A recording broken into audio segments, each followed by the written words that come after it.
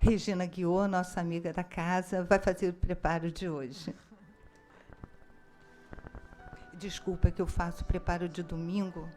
A mesa de domingo é diferente.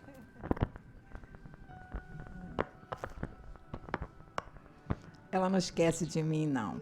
É porque a força do hábito, né? Tudo bem. Mas Joana está aqui esperando a gente para a gente ficar atento, né? Bom, então o nosso preparo de hoje é do livro Vida Feliz, de Joana, psicografia do nosso querido Divaldo. E vamos ver qual é a mensagem que ela traz para nós hoje. Ela diz assim: afugenta o melindre da área do teu comportamento pessoal. Sempre encontrarás pessoas simpáticas como inamistosas pelo caminho por onde segues. Não vale a pena melindrar-se, remoendo insatisfação. Toda marcha está sujeita a tropeços e dificuldades que constituem desafios e emulação para o avanço. Uma jornada sem problemas torna-se monótona e desmotivadora. Tu cresces em razão das lutas que enfrentas. Permaneces, pois, de bom humor, sempre, mesmo diante das pessoas congeladoras ou agastantes. Muito bem. Qual é a reflexão que nós precisamos fazer aqui? Melindres, né? Os nossos melindres. Como nós nos melindramos o tempo todo. E nós precisamos trabalhar em nós a aceitação. Porque somos nós mesmos quem acabamos tornando as situações mais complicadas, muitas vezes, nas nossas vidas, né? Então, Jesus, no livro Boa Nova, Humberto de Campos traz para a gente, no capítulo 10, onde ele fala sobre o perdão.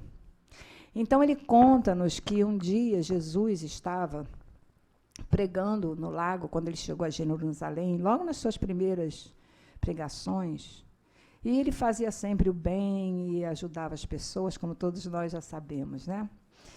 Mas ele começou a ouvir ofensas daqueles religiosos que tinham medo da sua chegada, do seu comportamento, dos seus ensinamentos. E os apóstolos não se conformavam. Então, Jesus, um dia, quando Jesus percebeu aquela situação, Jesus sai de Jerusalém e ordena que saiam todos. Só que foram para Cafarnaum e continuaram as ofensas a Jesus. Então, Pedro e Filipe um dia chegaram para ele e disseram, todos felizes assim, mestre, nós revidamos, nós não podemos aceitar essas pessoas difíceis, que não entendem, que são ingratas.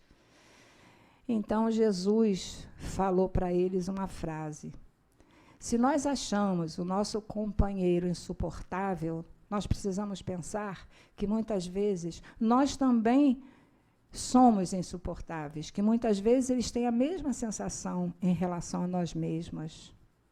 Então, o que Jesus estava ensinando para eles? A tolerância. É o texto que Joana vem trazer para nós. Porque nós vamos ter sempre dificuldades, a relação de espíritos encarnados, que somos imperfeitos ainda como somos. Nem todo mundo pensa igual, né? Jesus falou, seria uma virtude se todo mundo pensasse igual uns aos outros? Então, nós vamos encontrar pelo nosso caminho, mas depende de nós modificarmos, porque quando nós nos modificamos, o entorno de nós se modifica também. Ação e reação. Então, se temos boas ações, se temos tolerância e tratamos o semelhante com amor, mesmo aquelas pessoas que, às vezes, estão um pouquinho fora daquela nossa ideia do que é bom, do que não é bom, das opiniões que não são iguais, nós vamos, então, ter menos dificuldades nas nossas relações da nossa vida. Então, que possamos exercitar o amor, o perdão, que esse é o maior ensinamento que Jesus trouxe para nós. A todos uma boa palestra e com certeza será maravilhosa. Uma boa tarde.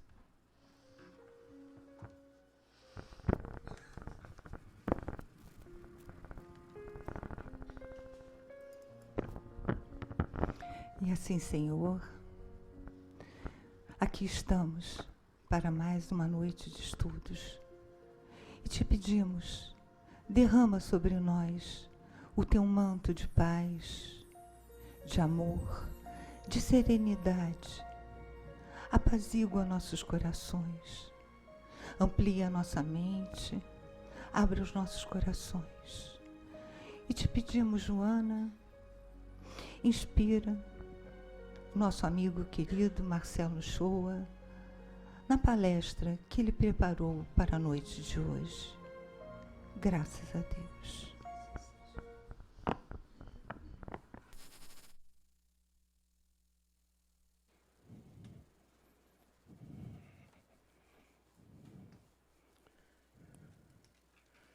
Boa noite, muita paz a todos. É sempre uma alegria renovada estarmos aqui estudando, né? E na tarde e noite de hoje, sob os auspícios da chuva, né?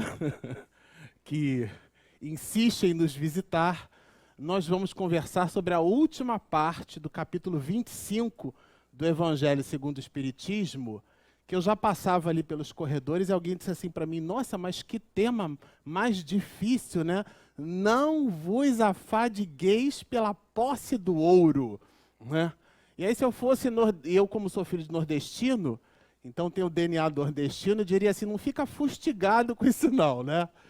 Na verdade, o objetivo da tarde e noite de hoje é refletirmos sobre um capítulo, e como a Iraci falou que a gente tem até as 10h30 da noite, então eu vou falar sobre o capítulo 25 todo, na noite de hoje, que são só 3 partes, é um capítulo pequeno, e a gente vai produzir algumas introduções para que essas introduções façam sentido ao exame da parte última do capítulo 25, que trata sobre a temática, que é o mote, é o eixo central do nosso estudo, das reflexões da noite de hoje, que é pedi e obtereis, buscai e achareis, batei e a porta abrir-se-vos-á. É uma exortação de Jesus e ela representa o capítulo 25 e a parte última, porque o capítulo 25 ele é separado em 3 partes, a parte última é o tema que corresponde à reflexão que a gente vai produzir. Eu gosto de contextualizar porque a gente olha assim o tema solto, né? Mas ele está inserido dentro de um contexto, e o contexto é esse, e é o capítulo 25. E quando eu estava fazendo os meus estudos, porque a diferença entre mim e vocês é nenhuma. A única diferença é que eu recebo da casa o tema com antecedência, com alguma antecedência, porque às vezes a Iraci me avisa assim na semana anterior, mas isso é um outro assunto. E aí, com alguma antecedência, a gente busca, então, amealhar o assunto da forma que fique interessante. Porque senão, depois de um dia de trabalho, as pessoas vêm para cá, e aí todo mundo começa a concordar com o que eu digo, né? Fica todo mundo assim, as cabecinhas assim concordando, eu acho que a pessoa está concordando, mas ela está dormindo, porque o negócio está chato pra caramba. E aí, para evitar que seja assim, a gente busca trazer elementos que tragam interesse ao tema, que é por si só interessante. Mas se eu envelopar ou emoldurar o tema de um jeito desinteressante, aí vocês vão olhar para o relógio para ver se chega realmente às 10h30 da noite, que é quando a gente acaba, né? Mas eu catei na internet uma frase de Pasteur que serve de introdução à introdução do nosso estudo. Lembre que até às 10h30 da noite. O acaso só favorece aos espíritos preparados e precisa da observação. Pasteur cita isso em relação ao acaso. E o que isso teria a ver com o estudo da noite de hoje, mais especificamente em relação ao capítulo 25? Como Pasteur, na verdade, a gente conhece muito Pasteur pelo processo de pasteurização, né? Ele, na verdade, fez estudos, ele era francês, um médico francês, e ele percebeu que o leite e o vinho azedavam com muita facilidade e construiu, então, um processo que a gente conhece hoje como pasteurização, que seria lá numa associação entre o francês e a língua portuguesa é como deletar, né? Que não existe o verbo deletar, né? Então tem a teclinha lá do computador, delete, e a gente usa o verbo deletar. E outras questões que a gente acaba transformando na língua portuguesa, a pasteurização, então, seria uma delas, né?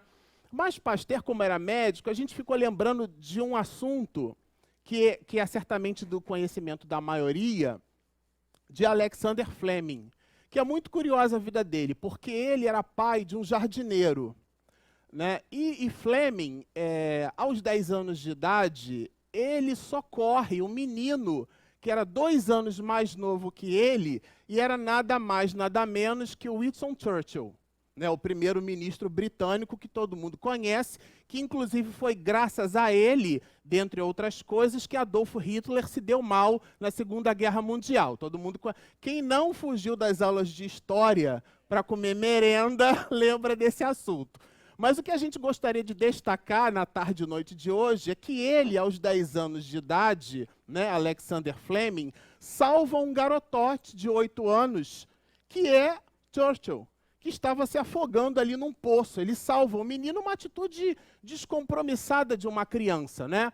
E salva o menino, e o Lord Churchill, o pai da criança, disse assim: bom, a vida do meu filho não tem preço.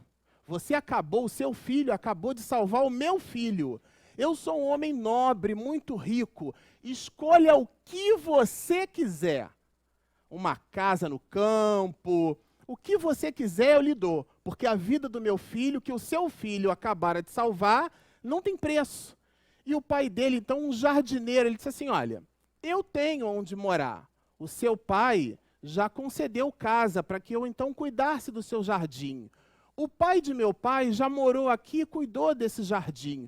O pai do pai de meu pai também já viveu aqui, e eu vivo aqui, e eu estou muito satisfeito, eu não preciso de casa. Mas o Lord Churchill disse assim: mas peça alguma coisa. Bom, então, se eu algo preciso pedir, eu tenho 4 filhos. Na verdade, depois, Alexander Fleming passou a ter 7, né? Mas naquela época, com 10 anos de idade, ele contava com o pai dele com 4, ele e mais 3. Eu tenho 4 filhos. Os outros 3, analisando-os, serão operários como eu. Mas eu tenho um filho, Alexander, que esse menino, desde criança, se interessa por biologia, e ele diz que quer ser médico. E o Churchill disse assim: bom, por dinheiro não será o problema, porque colocaremos seu filho nas melhores escolas. E assim foi feito. Então, ele, Alexander Churchill, se formou em medicina, teve uma vida. O Fleming, vocês estão atentos, hein? Ah, igual a esse. Fleming, então, teve uma vida muito maravilhosa, porque teve oportunidade, e mais do que isso, ele soube aproveitar a oportunidade. Ele, então, e um fato curioso nesse assunto, eu estou citando Alexander Fleming porque todo mundo aqui sabe que ele foi o pai da descoberta do antibiótico, da penicilina, né? Todo mundo conhece essa história. E a gente costuma, quando analisa a história, dizer o seguinte: ele descobriu por acaso. 3/4 partes da biologia de Fleming que eu li sobre esse assunto, os biógrafos anotavam que ele, por acaso, numa cultura de fungos, ele então descobriu. Bom, o que nós gostaríamos de destacar sobre esse tema? Ele fez vários estudos, na verdade, ele foi médico durante a Primeira Guerra Mundial, né, e mais ou menos lá em 1910, 1911, ele servindo ao exército britânico, ele percebia as condições em que os soldados chegavam. Então, com situações muito graves, tecidos carcomidos pelas explosões na guerra, e os ungüentos, a forma que se utilizava para recuperar os tecidos, era terrível, provocava mais dor do que propriamente resolvia o problema. Há em alguns biógrafos fatos de pessoas que deitavam azeite quase que fervendo na pele, e aquilo gerava dores horrorosas. E Fleming percebia aquilo, ele era médico. E ele se dedicou à microbiologia, há a característica de examinarmos os micróbios. Aliás, essa palavra micra, né, vem do grego, que é a milésima parte do milímetro, né, e por isso que a gente chama de microscópio, porque é algo que se observa a milésima parte do milímetro. E esses seres vivos, muito pequenininhos, eram objetos de apreciação de Fleming. E ele percebeu, na verdade, ele deixou uma cultura, e essa cultura, então, o fungo se proliferou ali, porque fungo gosta muito de umidade. Aliás, há muitos anos atrás, eu tive uma quantidade enorme de fungos no pulso esquerdo, por conta de relógio, eu era militar. Então, ficava sempre com aquele chamado macacão operativo, né? Com aquilo no pulso, e aquele fungo virou um tamagotchi em mim. Porque o fungo não me deixava de jeito nenhum. Tamagotchi é aquele brinquedinho eletrônico que você cuida, dá comida para ele, né? Aquilo virou meu tamagotchi. Eu passava a pomadinha, aquilo ia diminuindo, de repente eu esquecia da pomadinha e ele chalastrava de novo. Aí até que o médico disse assim para mim, olha, isso daí é um fungo. Aí eu, hã? Fungo gosta de umidade. E como todo bom garoto de 20 anos de idade que tem mais sorte do que juízo, eu queimei vela com a cera quente no pulso. Falei assim, eu queimo o pulso, mas mato o fungo. Portanto, o fungo, a umidade foi embora, o fungo foi junto com ela. E Fleming, na verdade, fazia as culturas dele em ambientes com muita umidade. E ele percebeu que um determinado fungo, que é presente no ar, na natureza, ele segregou uma substância que matava essas bactérias que eram objeto de estudo de Fleming. Essa segregação é justamente a penicilina. Na verdade, esse assunto tem vários desdobramentos, porque ele, percebendo esse tema, ele começou a aplicar penicilina em animais, em jockey clubes perto da faculdade, onde ele tinha laboratório, e lograva êxito, mas nunca em seres humanos. Uma vez um comandante da Força Real vai até ele e diz assim, olha, estamos precisando salvar a vida de Winston Churchill. E você, de novo, e você precisa ir até lá comigo. Ele estava, na verdade, numa campanha de guerra, era o período da Segunda Guerra Mundial, e o primeiro ser humano que ele aplicou a injeção, que inclusive ele estava com uma pneumonia dupla, e salvou a vida de Winston Churchill pela segunda vez. Aí, quando a gente olha essa história, a gente fica pensando assim, será que existe acaso nessas relações? Eu estava, inclusive, hoje, na hora do almoço, conversando com um colega meu de trabalho, será que isso é uma questão, é por acaso que essas coisas acontecem?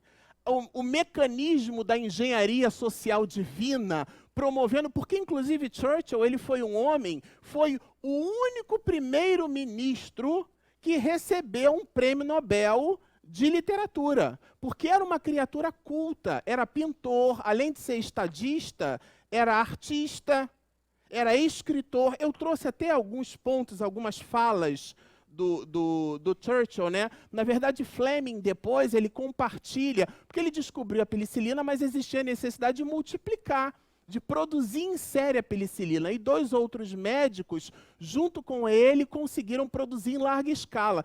Conta até a história que ele ficava em feiras, ele pegava as galochas assim das pessoas. Você me vende essa sua galocha porque estava cheia de mofo, né? Ele queria raspar o mofo para poder levar para o laboratório. Ele comprava melões podres na feira para poder levar, para extrair a penicilina dali.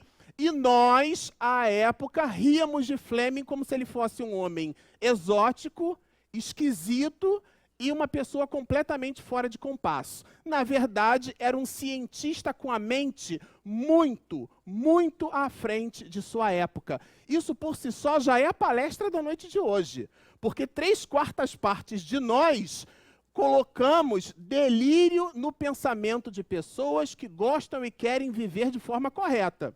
Quando você volta do período momesco, e você diz que não bebe, você diz que não fuma, e você diz que participou do intervalo, do carnaval, do carne nada vale, para valorizar a alma em detrimento do corpo, as pessoas olham para você como se você fosse um alucinado.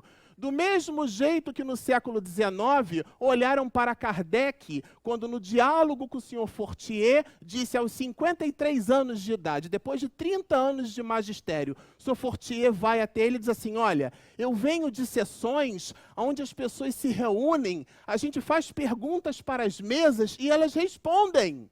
E Kardec deu a célebre frase, né, que a gente usa muito no movimento espírita, não acredito que mesas tenham cérebros para pensar e nervos para sentir, porque todo efeito inteligente há de ter uma causa inteligente. E foi então, e a partir daí, que aos 53 anos de idade, Hippolyte Léon Denis Arrivat, que a gente conhece como Allan Kardec, porque foi um pseudônimo, um nome que ele atribuiu à literatura naquela época, porque era um nome desconhecido, Allan Kardec, que era uma encarnação sua como druida, porque ele, Allan Kardec, aos 18 anos de idade, já fabricara um livro ensinando as mães a ensinarem aritmética para os seus filhos. Aos 18 anos, com 25 anos de idade, ele escrevia tratados para o parlamento francês, incitando modificações nas políticas públicas de educação daquela época. Portanto, era um homem muito à frente. Como ele não queria o seu nome, Hippolyte Léon, vinculado às obras, ele queria que as pessoas lessem a codificação espírita, não pelo nome do professor Rivat, mas sim pela importância da obra. Mas isso não foi o suficiente para a comunidade parisiense. Por quê? Porque depois, inclusive, quando ele desencarna, as pessoas que faziam parte do Instituto Espírita que ele havia fundado eram as pessoas que estavam em tribunal de justiça ridicularizando-o. E a Amélie Boudet, sua esposa, 9 anos mais velha do que ele, artista também, foi a pessoa que o defendia no tribunal. Portanto, nós somos assim, seres humanos, paradoxais.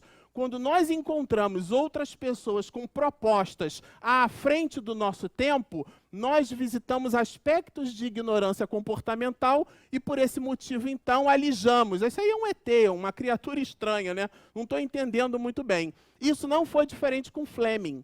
Mas, na verdade, em 1945, ele recebe, com outros 2 médicos, né, um alemão e um outro escocês, ele recebe o Prêmio Nobel de Medicina, porque foi a partir da penicilina. A gente tem o antibiótico, eu tomei né, porque eu estava com uma infecção bacteriana e não viral, porque não é para ficar tomando antibiótico toda hora, isso aí é um outro capítulo para médico, porque eu trabalho com sistemas, não entendo nada disso. Mas se você vicia usando de forma indiscriminada, você tem uma virose, e aí, na verdade, não é nada proveniente de uma origem bacteriana, você faz uso de antibiótico, você só fortalece aquela bactéria ficar bombadona, né? Porque ela adquire resistência, e aí, com isso, a gente cria um problema social, um problema de saúde pública. Mas vejamos um dos pensamentos de Winston Churchill, que foi muito difundido na história da humanidade. O sucesso consiste em ir de derrota em derrota, sem perder o entusiasmo. Na verdade, muitos de nós pontuamos muito a derrota. E a gente, às vezes, esquece que ela é um instrumento para o sucesso. É como planejar uma viagem. Às vezes, o planejamento da viagem é muito mais gostoso do que a própria viagem em si mesma, né? Você chega lá no lugar, estava chovendo. Poxa, mas nem... né, fui para a praia, mas não tinha praia. Eu fiquei no quarto de hotel o tempo inteiro. Pois muito bem. Se estiver passando pelo inferno, isto é, por uma situação muito difícil, continue caminhando, diz ele. Política é quase tão excitante quanto a guerra e quase tão perigosa. Na guerra, você é morto uma vez, mas em política, várias vezes. Ele foi um estadista. Bom, com essa introdução, nós começamos a perceber que em a natureza nada existe por acaso. As relações, na verdade, são cáusicas, são causais e não casuais, tá certo? Então, a engenharia social divina, ela permeia em nós um conjunto de cenários que nos propiciam a vida assertiva. Mas se nós revolvermos a observação de Pasteur, e eu vou ler novamente, porque a releitura é um instrumento didático de fixação. o acaso só favorece aos espíritos preparados e precisa da observação. Eu fico pensando se a abstração feita à dedicação de Fleming, se ele não tivesse olhado lá as culturas em Murphy, que coisa chata, e jogava fora. Mas, na verdade, o conjunto de elementos científicos que ele absorveu foram determinantes no seu processo. Porque isso significa dizer que Deus coloca nas nossas vidas situações. Aliás, a tese não é minha, é de Jesus, de Mateus 6,36. Mas buscai primeiro o reino dos céus e a sua justiça, e todas as outras coisas vos serão acrescentadas. Vai discordar de Jesus, porque as anotações são de Mateus, mas quem exortou foi Jesus Cristo. O que ele diz para a gente? Nós devemos buscar as coisas espirituais. Então, nós não estamos aqui como finalidade, não como atividade meio, mas como finalidade, nós não estamos aqui para trocar de carro toda hora, para comprar imóvel, para fazer 2, 3 faculdades, para fazer mestrado, doutorado. A gente pode fazer e até deve, mas objetivando o nosso progresso moral. Porque foi o que eu disse para o meu filho há um tempo atrás. Ele ficou em recuperação em algumas disciplinas, e aí eu arrochei o camarada, né? Eu escute aqui. Ele, papai, você está irritado comigo, né? Está muito irritado. Eu disse, não, irritado não, filho. Você é meu filho, eu sou seu pai, eu lhe amo. Mas eu estou triste, o papai está bastante triste, porque com esse cenário aí que você apresenta, você mostra para você e para as outras pessoas que você é preguiçoso. Não, e ele quis mostrar que não, mas é porque essa disciplina aqui eu não passei por poucos pontos, e essa outra aqui por poucos pontos. Não, mas isso aqui foi só 1/10, isso aqui foi só 2/10, porque isso aqui eu sei. Pergunta para mim de novo, assim, olha, filhote, o papai sabe que você é um menino inteligente, mas a inteligência, ela representa um instrumento muito perigoso. Porque a inteligência, as mais das vezes, leva à arrogância, à empáfia, à presunção, à prepotência, à arrogância. Portanto, nos afasta do conhecimento. Ao passo de que a persistência, ela sim, vence os desafios dos gaps que às vezes a gente percebe em relação à inteligência, então a gente logra êxito. Se você tiver que escolher entre ser inteligente e ser persistente, escolha sempre a persistência, porque nem sempre a inteligência te leva ao sucesso. E qual é o sucesso que o papai está falando? É o teu sucesso pessoal, sucesso moral, porque pouco importa. Não é o sucesso de passar de ano, é você construir em você a responsabilidade. Isso se aplica à vida. Quantos de nós não colocamos... eu tenho colegas de infância que eles, quando eu os visito, eventualmente os vejo, eles estão em posições na sociedade que não necessariamente eram aquelas que na infância eles almejavam. Mas quando você vai olhar em profundidade, ele não estudou da forma como deveria, tá certo? Ele não se aplicou da forma como deveria se aplicar. Ele escolheu um curso superior ou escolheu um curso técnico. Enquanto estava todo mundo indo para a praia, ele ia para a praia também. Porque todas as nossas escolhas possuem ônus e bônus. Todas elas, sem exceção. E quando eu peso muito mais o ônus, é porque, na verdade, aquele bônus eu não quero exatamente assim. Então eu reclamo. É o primeiro movimento da criatura, é reclamar.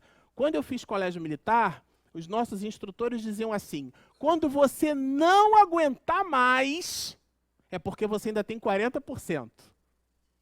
Porque, na verdade, o que nós, seres humanos, fazemos é construir mecanismos para termos pena de nós mesmos. E esse aqui é o ponto.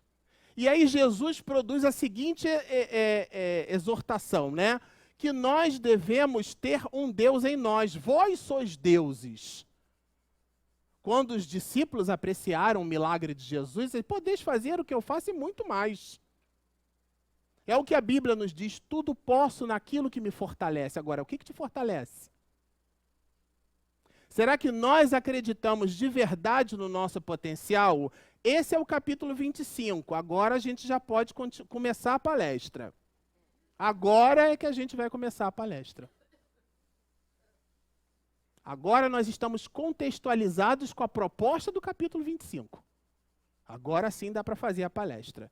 E no capítulo 25, no item 9, o Evangelho segundo o Espiritismo nos diz assim: não vos afadigueis, deu um poltergeist aí, né? Não vos afadigueis por possuir ouro ou prata, ou qualquer outra moeda em vossos bolsos. Não prepareis saco para a viagem, nem 2 fatos, nem calçados, nem cajados, porquanto aquele que trabalha merece sustentado. Quando eu li essa passagem pela primeira vez, eu não entendi nada. O que está escrito aqui? Não entendi absolutamente nada. Mas o Evangelho, graças a Deus, tem aquela parte que trata, que é a explicação da citação, tá certo? E quando a gente lê aquilo com alguma atenção, com alguma cuidade, a gente então logra êxito em cima do que os espíritos pretendem dizer para nós.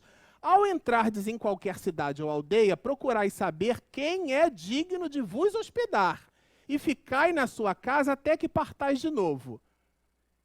Então, quem é que pode me receber? Deixa eu ver. Né? Um viajante. Entrando na casa, saudai-a assim, 2 pontos. Foi Jesus que disse isso, e as anotações são em Mateus. Que a paz seja nesta casa. Se a casa for digna disso, a vossa paz virá sobre ela. Se não o for, a vossa paz voltará para vós.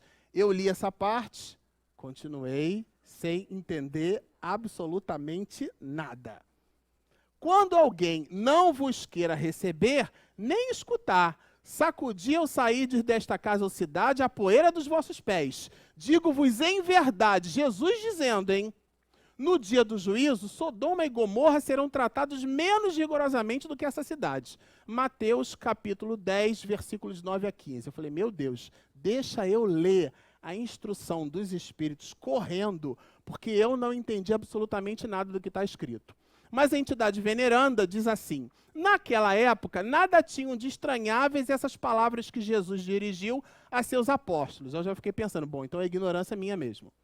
Quando os mandou pela primeira vez anunciar a boa nova. Então, era uma recomendação de Jesus para os seus discípulos, para que eles espalhassem o evangelion, o evangelho, a boa nova, a mensagem nova. Porque o pensamento de Jesus dividiu a história da humanidade entre antes e depois dele. A ideia do altruísmo, do bem comum, do servir ao outro. Esse pensamento ele foi tão forte que ele dividiu a história da humanidade. Antes de Jesus, a humanidade tinha o modus vivendi. Depois de Jesus, a humanidade, não é o judeu, não. A humanidade, porque as leis são de Deus. São leis físicas e leis morais. São de Deus, que se manifestaram no cristianismo pelo governador do planeta. A lei do amor é uma lei divina. E Jesus a exemplificou. Então, quando Jesus falou, mas fez, ele mudou a história da humanidade. E esse mesmo Jesus foi quem preparou os discípulos para que eles então espalhassem a boa nova, mas espalhassem não só pelo verbo, mas pela atitude. Porque a palavra desperta, mas é o exemplo que arrasta. E o evangelho continua. Estavam de acordo com os costumes patriarcais do Oriente, onde o viajor encontrava sempre acolhida na tenda. Quer dizer, era comum entre eles, né? Mas então os viajantes eram raros. Entre os povos modernos, o desenvolvimento da circulação houve de criar novos costumes. Os dos tempos antigos somente se conservam em países longínquos, onde ainda não penetrou o grande movimento. Quer dizer, o que se cabia naquela época já não é assim hoje. Se Jesus voltasse hoje, já não poderia dizer a seus apóstolos: ponde-vos a caminhos sem previsões. Porque, na verdade, é isso que ele falou. Oh, não precisa preparar nada, não. Você pode ir que você vai encontrar quem o receba. A par do sentido próprio, essas palavras guardam sentido moral muito profundo. Aí começamos. Proferindo-as, ensinava Jesus a seus discípulos que confiassem na providência. confiassem na providência. É muito comum entre nós, eu estou transpirando assim porque eu estou cedendo febre, né? É muito comum entre nós acharmos que somos senhores de tudo. Que todas as coisas pertencem e estão sob o nosso domínio. Existem situações que estão fora do nosso domínio. Então a gente vai até onde a gente pode. Fleming foi até onde ele pôde. Quando ele sonhou lá com 4 macacos dançando, ele depois fez uma associação com o átomo de carbono, que era tetravalente.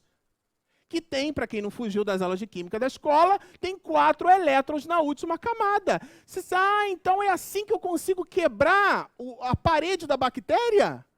É assim, é isso que a penicilina faz? Ele começou a produzir, mas é baseado num conhecimento que ele adquiriu.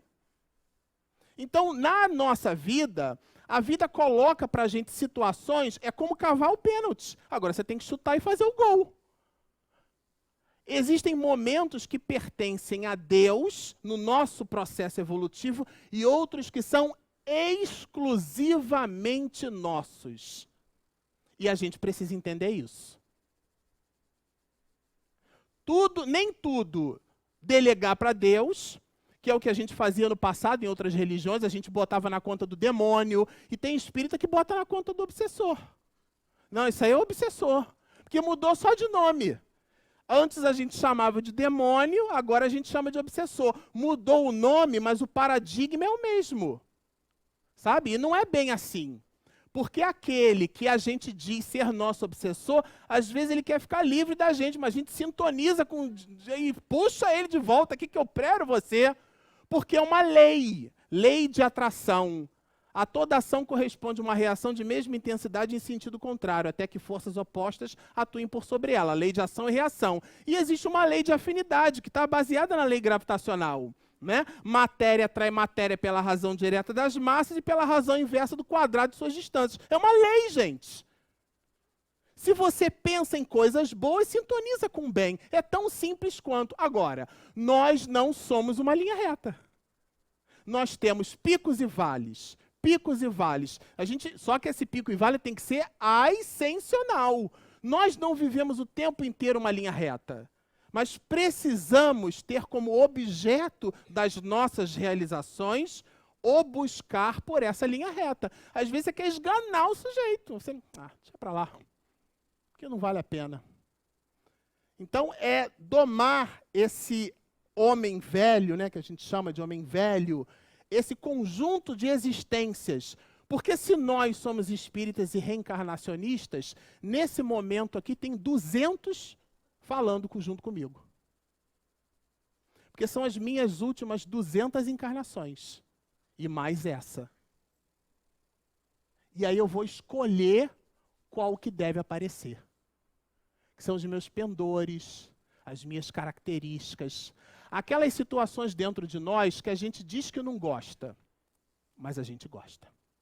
É aquela história de um cachorro que está ali no canto, né, da rua, gritando, sentado, e 2 compadres conversando, e eles conversam, e um está ali prestando atenção naquele cachorro que está numa agonia, ele grita. Num determinado momento, um diz assim para o outro, escuta, aquele cão ali, ele diz, ele sentou, aonde ele deitou, tem um prego. Nossa, é por isso que ele está gritando a beça. Eu falei assim, ele está gritando muito, mas é insuficiente para ele levantar e sair. E assim somos muitos de nós. A gente grita, reclama, mas não muda de atitude. Continua vivendo do mesmo jeito. Então é um processo de mentira íntima. A gente aprende a mentir para nós mesmos. Isso que eu estou falando, gente, é muito sério. É muito sério. Nós dizemos para os outros e para nós mesmos, eu vou emagrecer, mas continua comendo do mesmo jeito que antes. Aí quando a gente muda o ano, né? Mudou o ano e aí vou emagrecer. Aí parte do nosso consciente diz assim, que mentira, tu falou aquilo ano passado, não vai fazer nada. Eu trouxe aqui, a Regina, minha esposa, fez um estudo E aí ela separou um pedaço do capítulo 20, que representa a terceira parte, o início da terceira parte de um livro de Leon Denis, chama-se O Problema do Ser, do Destino e da Dor. Na verdade, o Problema do Ser era um livro, né, do Destino é outro livro, da Dor é outro livro. Eles juntaram e fizeram um livro só. Quando fizeram um livro só, o capítulo 1º virou o capítulo 20 da terceira parte, que a gente destacou um pedacinho. Eu gosto de citar para contextualizar, até para vocês não acharem que saiu da minha cabeça, né? E Leon Denis diz assim: é pela vontade, estamos falando de vontade, é pela vontade que dirigimos nossos pensamentos para um alvo determinado. É pela vontade. Na maior parte dos homens, os pensamentos flutuam sem cessar. É como um macaquinho, né, que fica de galho em galho. Por isso que a pessoa, na hora de fazer a prece, viu? A pessoa na reunião mediúnica, às vezes eu percebo isso. A pessoa não consegue se concentrar. Ela vai se concentrar, ela tem comichão, ela mexe, ela levanta, ela funga, ela tosse. O que tem... Você apagou as luzes, vamos fazer a prece? O que tem de tossir, a pessoa torce, que é uma maravilha. Porque no nosso habitual, sobretudo nós ocidentais, a gente tem dificuldade de fazer silêncio por dentro. De pensar em si mesmo. Então, no lugar de escolher qualquer amigo para comer qualquer pizza em qualquer lugar, tira um momento para você. Você ficar sozinho, fazer tua higiene mental, conversar com Deus. Olha, Senhor, eu sou todo errado, mas eu quero acertar. Me ajuda. Esse pensamento é uma vontade sincera, mas continua Leon Denis, a tese não é minha não. Na maior parte dos homens, os pensamentos flutuam sem cessar. Sua mobilidade constante, sua variedade infinita, pequeno acesso oferece as influências superiores. Porque a gente não tem foco. A gente não tem foco.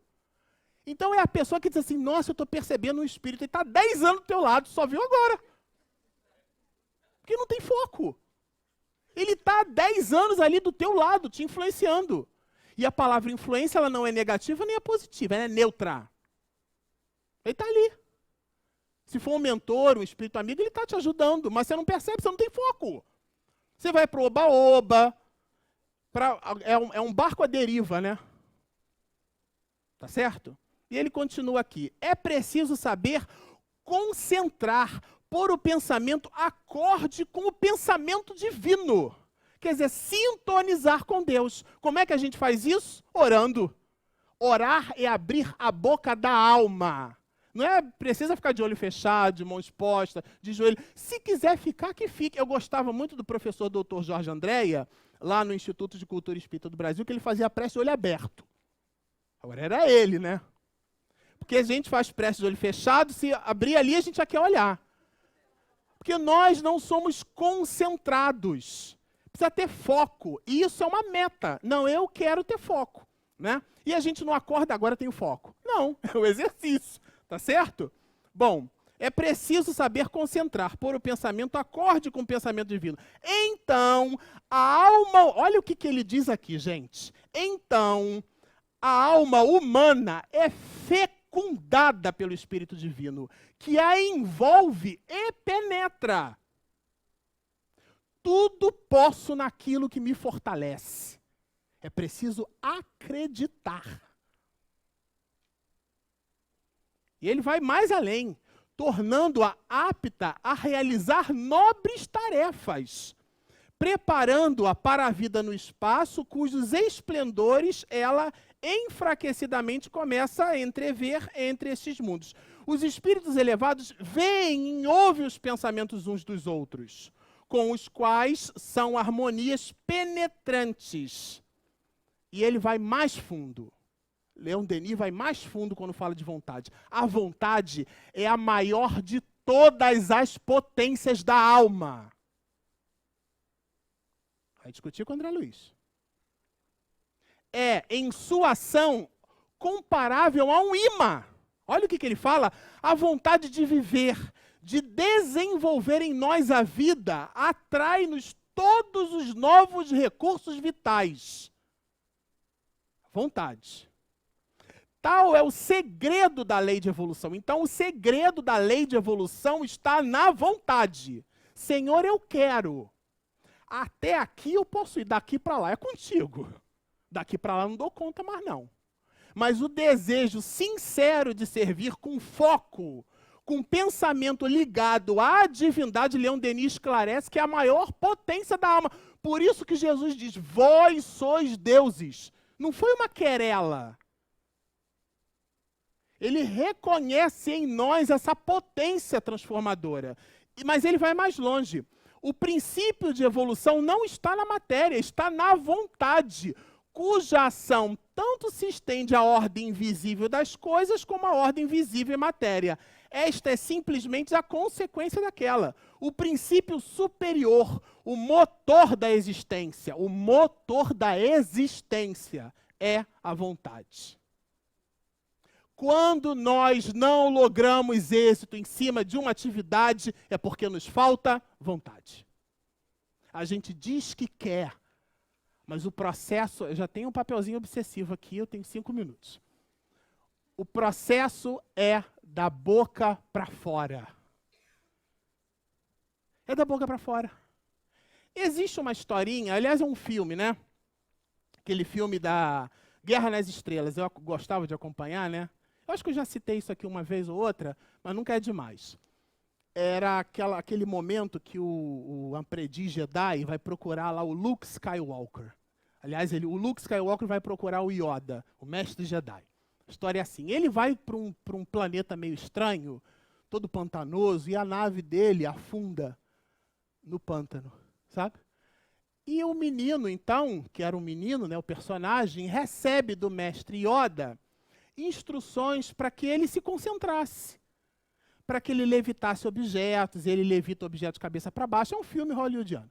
Então, bom, num determinado momento, ele fica lá numa posição como se fosse a posição de lótus, né, levita pedra, isso, e aí o Yoda diz assim para ele, bom, agora, sabe aquela tua nave lá que está afundada no pântano, uma nave gigante? Pois é ela que você vai levantar. Disse, nossa, mas levantar uma pedrinha é uma coisa, levantar uma nave é outra. Ficou meio assim, né? Mas o Yoda era o mestre, pediu para ele fazer, ele se colocou lá numa posição, e de repente o deslocamento lá no fundo cria umas borbulhas, né? E aí, nossa, ele vai levantar a nave, ele vai levantar. E o filme mostra que a nave, na proporção de uma pedra, resultaria num esforço mental enorme, né? Dispendioso. E ele então faz aquela força e desfalece. E diz assim para o Yoda, você me pede o impossível. O filme, então, um monstrinho pequenininho, de 3 dedinhos, verde, fecha os olhos, respira e faz a nave flutuar na frente dele. Ele olha para que somos nós, diante do mundo espiritual, nos dando aquilo que a gente acha que acredita. E aí ele então desce a nave, quando a nave tangencia o solo, ele diz assim, nossa, não acredito. E o Yoda remata, é por isso que você não consegue. Vontade é a maior potência da alma. É a maior potência da alma. Eu destaquei algumas exortações. O reino dos céus está dentro de vós. Essa exortação é de quem? É de Jesus. Se Jesus disse que o reino dos céus está dentro de nós, ele estava nos enganando? Vós sois deuses. Vós sois o sal da terra. Quer dizer, dá gosto a tudo e a luz do mundo. Mas o que a gente prefere fazer? A gente prefere se apequenar. Como ainda não descobrimos que somos deuses em potencial, é para espargir o amor, não é para manifestação egóica de si mesmo. É diferente. Estou falando de outra coisa. Isso aqui seria outra palestra. Aí vai até 00:30, né? Estamos falando da manifestação do Deus que existe em nós. É isso que estamos falando. E Jesus, então, encontrava esses valores dentro de nós. No início do ano, eu acho que eu deixei aqui para as nossas reflexões, e nunca é demais deixar, uma mensagem de Chico Xavier. E o bem legal dessa mensagem é porque ela não é uma psicografia de Chico Xavier, quer dizer, não é o pensamento de Emmanuel na psicografia de Chico Xavier, vocês entendem? é o pensamento de Chico Xavier. E como ele está muito aderente à proposta das reflexões do capítulo 25, não vos afadigueis pela posse do ouro, não busquemos as coisas materiais e sim as coisas espirituais, para nós encerrarmos, porque o tempo é um corcel, um instrumento sempre muito vigoroso. Quando eu vim aqui, eu luto com o relógio, né? A gente vai deixar o pensamento de Chico Xavier quando ele nos diz assim: você nasceu no lar que precisava nascer, vestiu o corpo físico que merecia, mora aonde melhor Deus te proporcionou, de acordo com o teu adiantamento. Você possui os recursos financeiros coerentes com as tuas necessidades, nem mais, nem menos, mas o justo para as tuas lutas terrenas. O teu ambiente de trabalho é aquilo que você mesmo escolheu espontaneamente para a tua própria realização. Os teus parentes e amigos são as almas que você mesmo atraiu com a tua própria afinidade. Portanto, o teu destino, lembra-nos, Chico, está constantemente sob o teu poder. Você escolhe, recolhe, elege, atrai, busca, expulsa, modifica tudo quanto se lhe rodeia a existência. Teus pensamentos e vontade são a chave dos teus atos e atitudes. São as forças de atração e repulsão na tua estrada evolutiva. Não reclames, analisa e observa. Busque o bem e você viverá melhor. Embora ninguém possa voltar atrás e fazer um novo começo, qualquer um de nós pode começar agora e fazer um novo fim. Muita paz.